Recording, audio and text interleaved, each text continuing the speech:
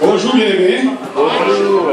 Bonjour. Bonjour. Je ne vais pas parler comme le frère Patrice. Bonjour. Bonjour.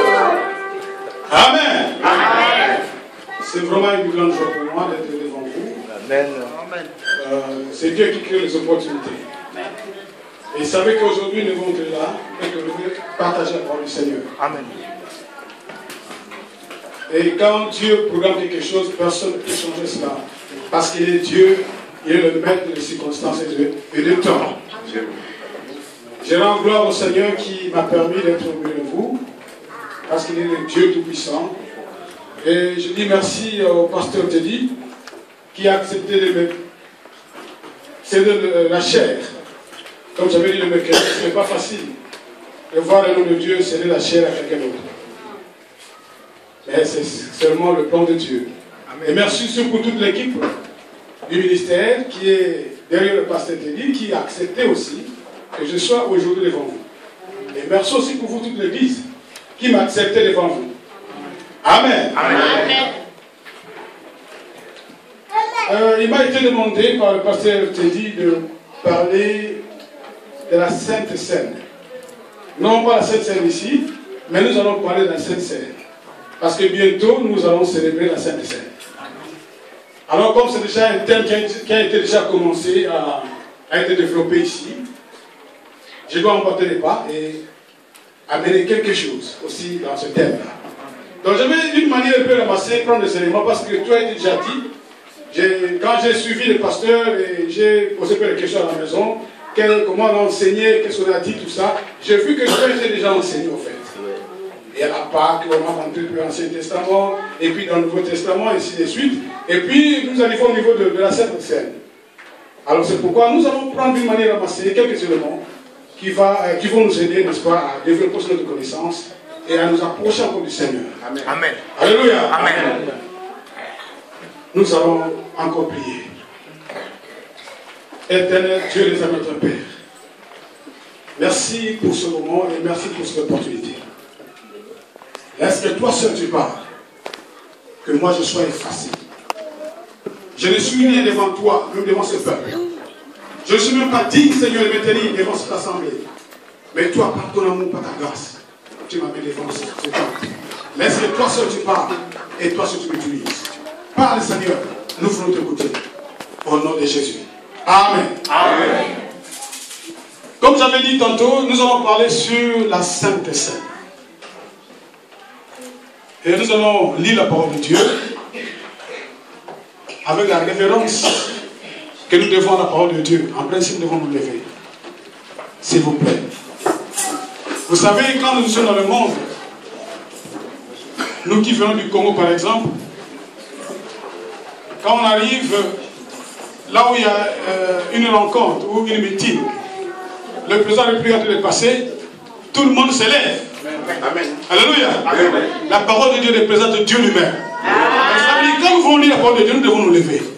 Évidemment, je ne vous choque pas, mais c'est comme ça que nous devons penser que nous devons faire de la révérence par rapport à la parole de Dieu. Vraiment, quand nous voulons lire la parole de Dieu, nous devons honorer la parole. Et quand nous le faisons, Dieu est content au ciel. Amen. Nous allons lire dans le livre de 1 Corinthiens, 1 Corinthiens, le chapitre 11.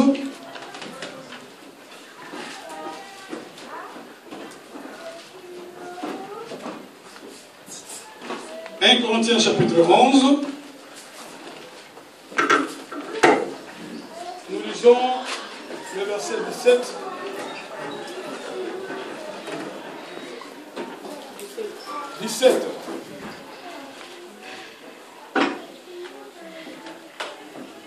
Jusque le verset 29. Mais nous allons sauter en fait.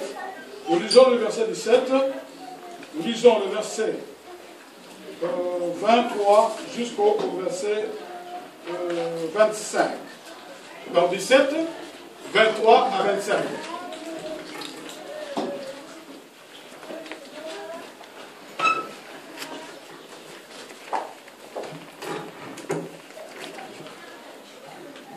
Nous lisons le nom de Jésus.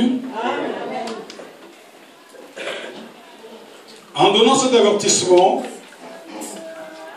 c'est que je ne loue point ce que vous vous assemblez, non pour devenir meilleur, mais pour devenir pire. Et d'abord, j'apprends que lorsque vous réunissez en assemblée, il y a parmi vous des divisions, et je le crois en partie. Nous allons verset 23. Car j'ai reçu du Seigneur ce que je vous ai enseigné. C'est que le Seigneur Jésus, dans la nuit où il fut livré, prit du pain, et après avoir rendu grâce, et rempli et dit, ceci est mon corps, qui est rompu pour vous, faites ceci en mémoire de moi. Disons ensemble, faites ceci en mémoire de moi. Faites ceci en mémoire de moi. Merci beaucoup. Le verset 25, demain, après avoir soupé, il prit la coupe et dit, cette coupe est la nouvelle alliance. En mon sang, faites ceci en mémoire de moi, toutes les fois que vous en boirez. Nous encore, faites ceci en mémoire de moi. Alléluia. Amen. Veuillez vous asseoir, bien-aimés.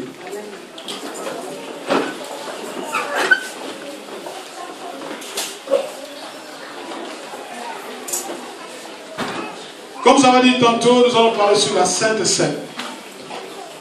Mais nous allons essayer de prendre quelques éléments seulement par rapport à tout l'enseignement qui a été donné par le pasteur, par l'évangéliste et par les autres pasteurs de Dieu et les autres hommes de Dieu qui sont passés avant moi. Notre sujet, c'est faites ceci en mémoire de moi. Amen. Alléluia. Amen. Faites ceci en mémoire de moi. Mais avant que nous puissions partager, j'ai voulu bien un peu cerner ce thème dans son contexte par rapport à celui qui a écrit et le lieu où cette histoire se passe réellement. Nous voyons que la lettre est écrite aux Corinthiens. On n'aura pas tout le temps de faire tout le détail, mais juste pour vous donner une idée, savoir là où nous nous situons dans ce texte. La ville de Corinthe, c'est une ville de la Grèce. Et cette ville, jusqu'à aujourd'hui, existe toujours en Grèce. Alors cette ville-là, c'était aussi une ville importante parce qu'il faisait le commerce. Et vous savez, généralement, les villes où on fait le commerce, il y a beaucoup d'activités. Et il y a beaucoup de gens. C'était vraiment une ville métropolitaine. Où on rencontrait beaucoup de gens de différentes races. Et évidemment, avec différentes cultures aussi. Et cette ville avait une grande importance et une grande influence dans la partie de la Grèce antique.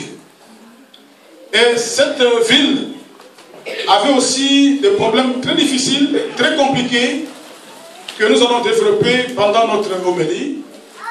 Et cette ville était en concurrence avec une autre ville de la Grèce qu'on appelle Athènes. Athènes aussi, c'était une ville mouvementée, une ville métropolitaine, mais là-bas, c'était beaucoup plus une ville de savoir ou de la connaissance, où il y avait beaucoup de philosophes. Et ces deux villes étaient vraiment en concurrence, et ils se cherchaient, et très souvent, il y avait beaucoup de problèmes dans cette ville. Mais c'est dans cette ville-là que Paul va implanter une église.